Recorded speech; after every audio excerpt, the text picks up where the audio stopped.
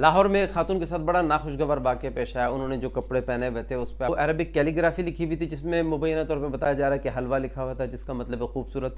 کچھ لوگوں نے جو وہاں کے لوگ تھے انہوں نے اس چیز کو مس رائڈ کیا. انہوں نے سمجھا کہ اس پہ کوئی قرآنی آیات لکھی ہوئی ہے تو یہ جو عورت ہے یہ توہین مذہب کی مرتکب ہو رہی ہے. تو اس وجہ سے لوگ اشتعال میں آ گئے, لوگوں نے اس کو گھیر لیا. اب وہ بیچاری عورت اکیلی وہ گھبرا رہی ہے, ڈر رہی ہے کہ یار اب یہ اتنے لوگ میرے پاس آ گئے, تو وہ اسے سمجھ نہیں آ رہی تھی. تو لاہور کی پولیس نے بڑا اچھا مطلب قدم اٹھایا, اس کو کسی طرح سے اس کو وہاں سے ریسکیو کر کے اسے نکال کے لے کے گئے. پھر ایک اچھا اقدام بھی کیا کہ اس کی ایک معافی نامہ بھی جاری کروا دیا. میں یہ نہیں کہتا کہ اس کی معافی جو ہے نا صحیح تھی, لیکن یہ تھا کہ انڈر گیون سرکمسٹانسز جس طرح سے ان کو کرنا چاہیے تھا معاملے کو ٹھنڈا کرنے کے لیے, انہوں نے ایک ویڈیو پیغام دے دیا, اس سے معاملہ رفع دفع ہو گیا.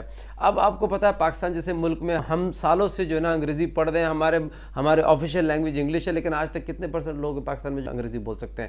تو ہم اتنے سالوں سے اپنے نصاب میں انگریزی بچوں کو پڑھا رہے ہیں, وہ آج تک انگریزی نہیں پڑھ سکے. تو عربی تو بھائی یہ تو بالکل ایلین زبان ہے ہمارے لیے. ہمیں عربی کے نام پہ بس قرآن اور کلمے اور نماز کے علاوہ اور کیا پتہ ہے.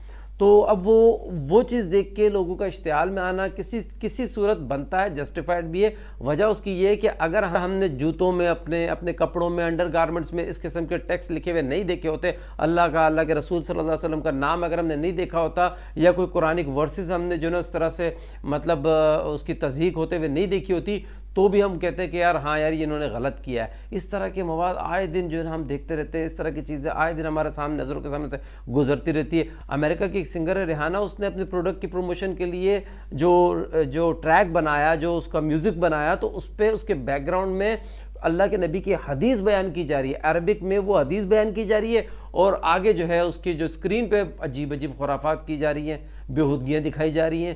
اب آپ مجھے بتائیں اس قسم کی چیزیں اگر ہم نے نہیں دیکھی ہوتی تو ہم کہتے ہیں کہ یار یہ ان کا لوگوں کو جو نا غصہ بنتا نہیں تھا. اگرچہ انہوں نے بعد میں اس پہ اپولوجائز بھی کر لیا تھا, لیکن اس قسم کی چیزیں تو ہو رہی ہیں. تو ہر بندہ جو اس چیز کو تھوڑا سسپیشس نظر سے دیکھتا ہے. اور دوسری بات, 1500 سے زائد لوگوں پہ الزام لگایا گیا بلاسفیمی کا, توہین مذہب کا, توہین رسالت کا. ان میں سے ایک بھی بندے کو سزائے موت نہیں دی گئی. اگر سزائے موت دی گئی ہے تو ان کو ایگزیکیوٹ نہیں کیا گیا. تو اب اس جیسے ملک میں آپ کو پتا ہے کہ بھئی ہاں تو کسی کو سزا ہونی نہیں ہے, تو پھر آپ کو پتا ہے قانون کو اپنے ہاتھ میں لیتے ہیں, جو کہ نہیں لینا چاہیے. یہ تو حکومت وقت کا کام ہے. اور اس میں ایک چیز اور بھی ہے کہ لوگ یہ کہہ رہے تھے یہ مذہبی جنونی لوگ تھے. دیکھیں میں آپ کو ایک بات بتاؤں, اللہ کے نبی نے فرمایا کہ وہ بندہ مومن ہو ہی نہیں سکتا جو اللہ اور اس کے رسول صلی اللہ علیہ وسلم سے اپنے جان, مال, بیوی, بچے, کسی بھی چیز سے زیادہ ان سے زیادہ محبت نہ کرے. تو مسلمان کا تو مطلب دین کے حوالے سے جذباتی ہونا بنتا ہی ہے. ٹھیک ہے, جذبات کو کنٹرول میں رکھنا چاہیے اور قانون کو اپنے ہاتھ میں نہیں لینا چاہیے, پر جذبات تو ہم سائیڈ میں نہیں رکھ سکتے اوبویسلی. تو خیر یہ میرا ٹیک تھا اس پوری سچویشن میں. آپ کی کیا رائے ہے؟ Do you agree with me اور ناٹ؟